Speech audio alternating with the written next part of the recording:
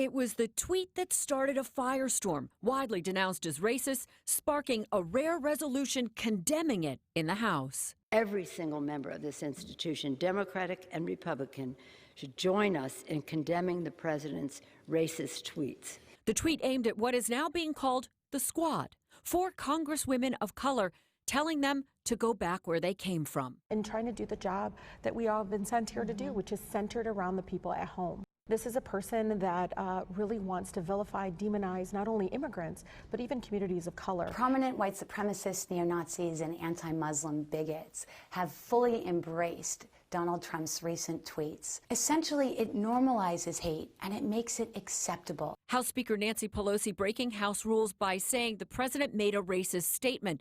For that, she was temporarily barred from speaking. The resolution is adopted. The resolution, though, eventually passing along party lines, 4 Republicans voting to condemn President Trump's comments, party leadership defending him. The president's not a racist, and I think the tone of all of this is not good for the country.